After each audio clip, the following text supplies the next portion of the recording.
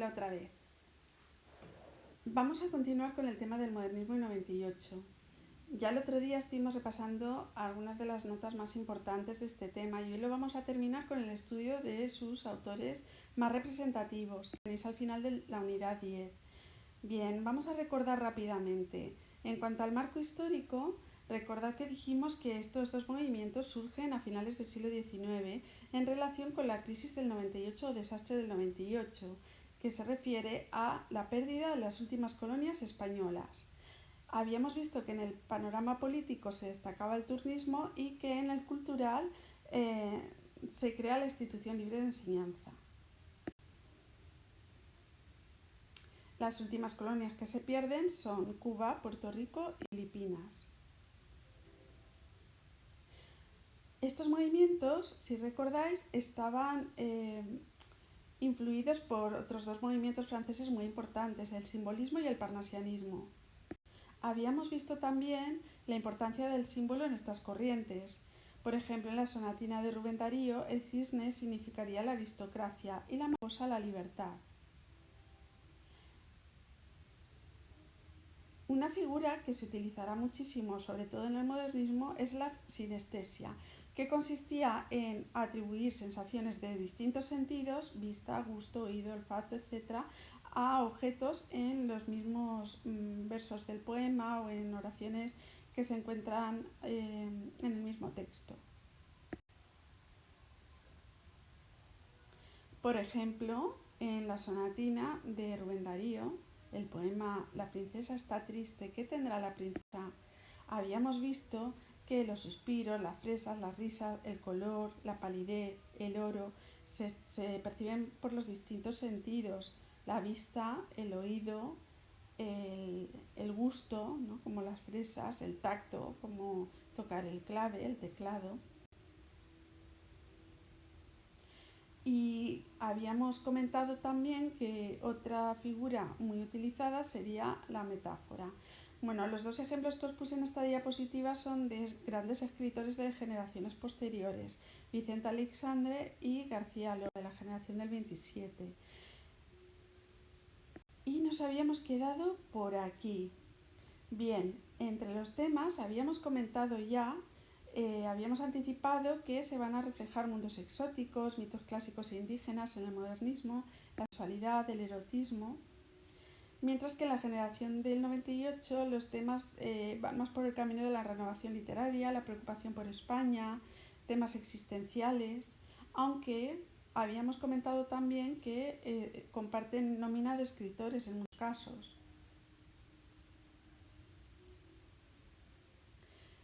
Bien, la preocupación por España será el tema principal, ¿verdad? Habíamos dicho que se reflejaba sobre todo en el paisaje de Castilla, ese paisaje árido del trigo, aunque también encontramos preocupaciones existenciales y religiosas y un acercamiento y apertura a Europa. Y aquí nos habíamos quedado en la renovación de la poesía de la mano de Rubén Darío. Habíamos comentado que Rubén Darío se considera que es el iniciador de esta poesía. ¿Pero con qué poemario? En concreto con el poemario Azul, que se publica en 1888, fecha de inicio del modernismo.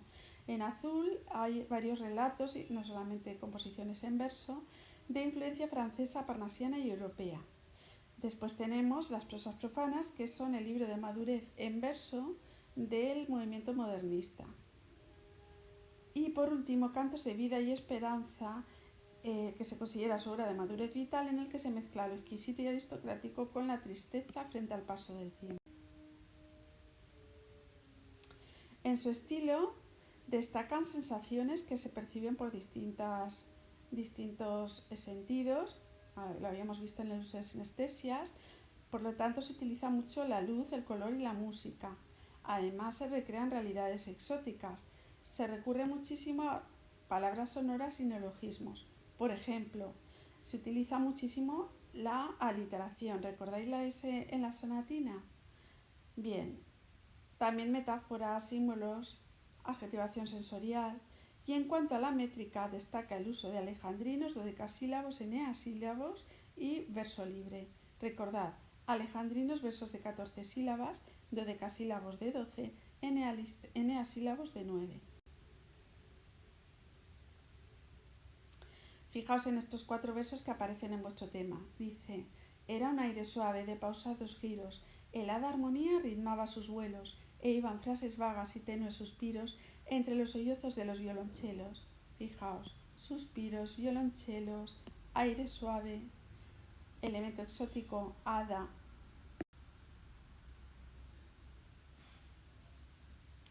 Pasamos ahora a la poesía de Antonio Machado. Se inicia en el modernismo y va evolucionando hacia una depuración formal que se caracteriza por la búsqueda de una palabra sencilla. Se inicia, por ejemplo, con Soledades, que se publica en 1903, y luego en 1907 con el título Soledades, Galerías y otros poemas, porque lo amplía. Predomina el elemento modernista, aparece la influencia de la poesía popular, también de Bécquer y Rosalía de Castro, del romanticismo, postromanticismo. Es una poesía de lo íntimo en la que se refleja el paso del tiempo y la muerte o melancolía. Recordad que se casa con una chica muy joven que muere muy pronto, y eso tiene todos sus poemas de esta época de mucha melancolía. Bien, en 1912 se publica Campos de Castilla. Aquí aparecía una depuración de su lenguaje poético y una visión más profunda de los problemas de España a través de la contemplación del paisaje castellano. Y en la última etapa tenemos las nuevas canciones, temas filosóficos, existenciales. Os había comentado que, por ejemplo, sus proverbios y cantares aparecen en las canciones de Joan Manuel Serrat, ahora veremos un ejemplo, pero vamos a ver antes los símbolos. ¿Qué refleja el agua? El agua refleja la vida cuando aparece citada en forma de fuente, pero si aparece como algo estancado, reflejará la muerte. El mar también refleja la muerte, los caminos y la noria el paso del tiempo, la tarde el momento melancólico del día, la melancolía. Las galerías son pasadizos para conectar con el alma y los sueños se utilizan para el conocimiento verdadero. Fijaos este famoso que os decía, buscad en una canción de Joan Manuel Serrat. Yo voy soñando caminos de la tarde, las colinas doradas, los verdes pinos, las polvorientas encinas. ¿A dónde el camino irá? Yo voy cantando viajero a lo largo del sendero, la tarde cayendo está. O este otro. Caminante, son tus huellas el camino y nada más. Caminante, no hay camino, se hace camino al andar. Al andar se hace camino y al volver la vista atrás se ve la senda que nunca se ha de volver a pisar. Caminante, no hay camino, sino estelas en la mar. Buscadlo también en la canción. Y este poema os sonará porque lo hemos estudiado y trabajado esta semana, porque os pedí que hicierais una actividad en la que relacionarais la princesa de la sonatina con el protagonista de este. Aquí tenéis el enlace otra vez por si lo queréis volver a escuchar en la canción de Paco Ibáñez. Mirad, he copiado el poema aquí separado con esta barra que lo que indica, esta barra inclinada indica que se cambia de verso, ¿vale? Era un niño que soñaba, un caballo de cartón. Abrió los ojos el niño y el caballito no vio. Con un caballito blanco el niño volvió a soñar y por la crin lo cogía. Ahora no te escaparás. Apenas lo hubo cogido, el niño se despertó. Tenía el puño cerrado. El caballito voló. Se puso el niño muy serio, pensando que no es verdad un caballito soñado. Y ya no volvió a soñar. Pero el niño se hizo mozo y el mozo tuvo un amor y a su amada le decía: ¿tú eres de verdad o no?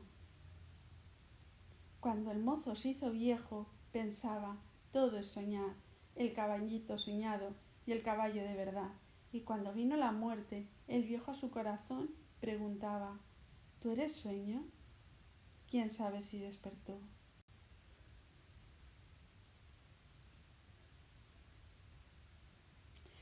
Bien, y terminamos con la novela de fin de siglo. Hemos visto la poesía vamos a ver el género narrativo. Los máximos representantes de este género serán los autores de la generación del 98. Así como dijimos que el modernismo se ocupa sobre todo o destaca sobre todo por la lírica, en la generación del 98 destaca la novela. Reflejan aquí la preocupación por España y sobre todo reflexiones existencialistas, reflexiones sobre el hombre y su destino. Se distinguen dos grandes líneas: la novela realista de la mano de Pío Baroja, aunque también tiene novelas que no son del todo realistas, y la novela innovadora, con la experimentación lingüística, tratamiento innovador de los personajes, del tiempo, del espacio, en la que se distinguen autores como Azorín, seudónimo de Antonio Martínez Ruiz, de Unamuno o de Valle-Inclán, porque Valle-Inclán no solamente destaca en teatro, sino que también tiene novelas modernistas y novelas que se encuadran en esta generación. Veamos Unamuno. Decíamos que es el representante de la novela innovadora. Va a presentar sus ideas filosóficas y conflictos existenciales. Esto no quiere decir que no tenga también poemas o incluso obras de teatro.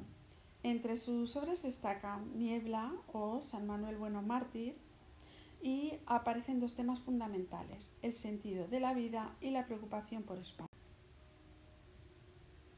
Pío Baroja.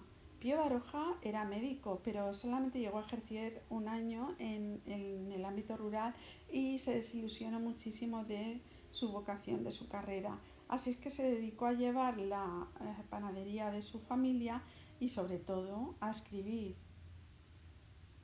Se caracteriza por el individualismo, por una visión pesimista y por la crítica social. Sus novelas están protagonizadas por personajes de las clases más bajas que luchan por dar un sentido a la vida y se caracterizan también por, en general, tener un ritmo rápido, diálogos y acción. No todas, ¿eh? La novela que estamos estudiando para la prueba de acceso a la universidad en segundo de bachillerato, por ejemplo, no se caracteriza por un ritmo rápido, El árbol de la ciencia. Tiene una ingente producción literaria que muchas veces se agrupaba en trilogías, como por ejemplo La lucha por la vida. Terminamos el tema con el teatro de Valle-Inclán. Por un lado se inicia el ciclo modernista. El Marqués de Bradomín es uno de los protagonistas de sus obras. Por otro lado, esta renovación teatral va a avanzar, va a evolucionar hacia posturas más comprometidas con la sociedad de su tiempo.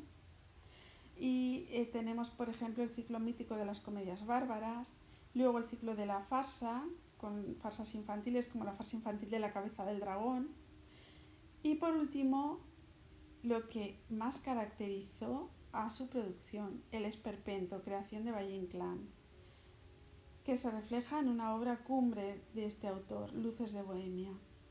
Así terminamos este tema, que veréis mucho más ampliado cuando lleguéis a segundo de bachillerato. Bueno, gracias, nos vemos en el próximo tema.